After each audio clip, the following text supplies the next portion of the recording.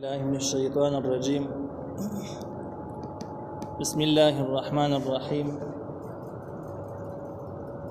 وما لكم ألا تنفقوا في سبيل الله ولله ميراث السماوات والأرض.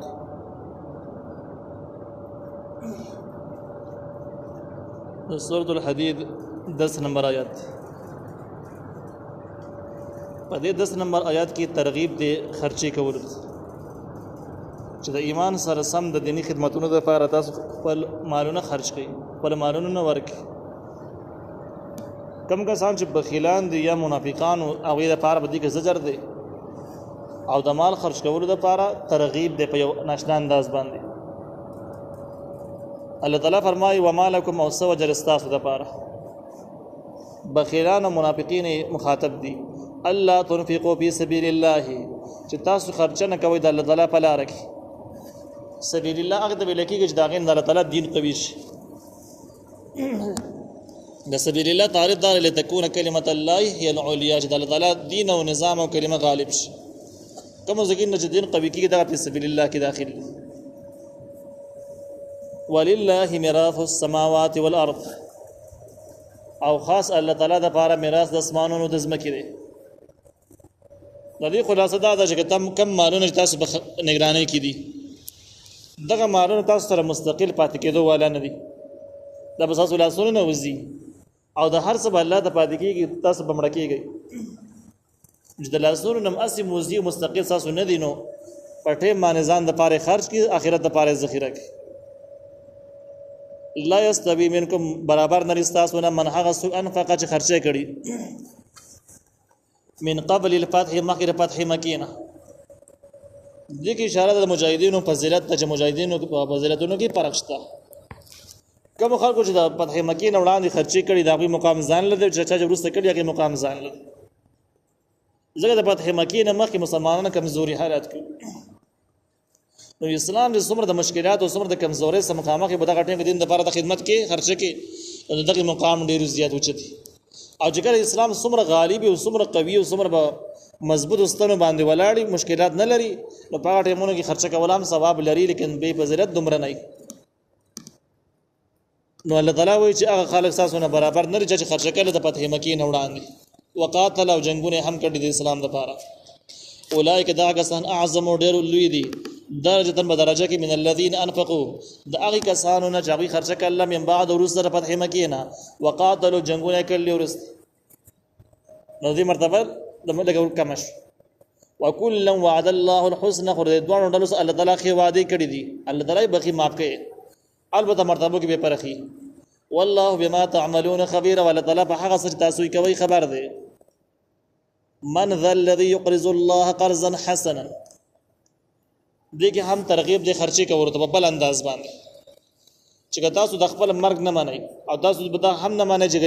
مال انسان نه پاتې کېږي دا الله ورکړی دی ابد دی اخلي په دې هم نه پوهېږئ نو بیا په یو بل انداز باندې ځان پوهېږئ چې الله تعالی لره قرض ورکړي. نو قرض یو غیرتي انسان سره په خپله به دې خبره باندې پوهېږي چې قرض ورکول دې ته ویل کېږي چې په هغې کې قرض حسنه هغې ته وایي چې بغیر د لالچ نه ورکړي، په سپین نیت باندې ورکړي. د هغې معاوضه او زیاتې پکې نه غواړي چې دا قرض ما ورکړی ما سره به ښېګړه وکړي، زما سره په څه شي کې مرسته وکړي، دغه تمې نه لري. د ثواب په نیت یې ورکړي چې کله کم ټیم باندې دی واخلي نو مقت یې واخلي، زیات یې نه غواړي، کم ته نه غواړي، په خپل مقدار ته بېرته واخلي، دا قرض حسنه وي. نو که دغسې نه شئ کولی تاسو دا هم نه مانئ چې دا مال الله درکړی دی، دا هم نه مانئ زموږ نه پاتې کېدلو والا دی، نو بیا نران شي الله له قرض ورکړي. قرض چې کوم دی دا چا له نصیحت پیسې قرض پیسې ورکول ته هم ویلی کېږي. قرض په عربۍ کې چې کوم دی عامې نیکۍ ته هم ویلی کېږي. او حسنه جو سره ملګری چې نو د کې اخلاص ته اشاره ده چې په اخلاص باندې ورکړي. فیضاعفه نو الله بیا وله سوا کوي د ده لپاره وله اجر کبیر کریم او د دې لپاره به اجر عزتمن. نو الله تعالی په لار کې خرچې د دې تعبیر د قرض سره په دې اعتبار سره هم شوی دی چې څنګه چې الله قرض ورکړي هغه تعالی ټیک ټاک واپس کوي درکوي درله داسې کوم بیسته چې الله تعالی په لار کې تا ولګولې په الله دې ګویا قرض شو الله تعالی سا اب محنت او سا قرباني غذا کوي نو د قرض غونډه کې د بیرته درکوي او د سیوا کوي هم. نو لهدا الله تعالی په لار کې خرچه وکړي. یوم هغه ورځ تر المؤمنین چې مؤمنان خلق کم خلک چې ایمان لري د الله تعالی په لار کې د دین د خدمتونو لپاره خرچي کړي دي دا هغه لپاره بشارت اخروی دی د آخرت زیری دی او په هغه ورځ باندې چې یې به مؤمنان خلق والمؤمنات مؤمنان خزي يسعى نورهم چې منډي به وਹੀ رڼا د دوی بین ایدیهم مخیر دوینه او بی ایمانهم او د خیر طرف تدوینه مؤمنان سړي مؤمنان خزي چې کم نیکانی او دین د پاره خرچي کړي نو قیامت کې چې کړه دوی الله تعالی ژوند کی نو مخي او خیر طرف ته رڼا منډي وي او داسې به ویل شي بشراکم اليوم زیره د ساسو د پاره نن ورځ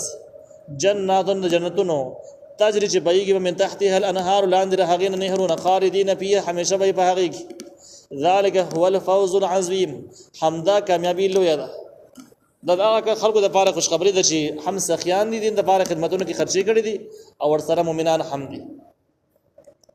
یوم به هغه ورځ باندې یقول المنافقون دغه زجر دی او د اخرت یره د منافقینو د پاره د بخیلانو د پاره نو هغه ورځ باندې چې او بوای منافقان سړي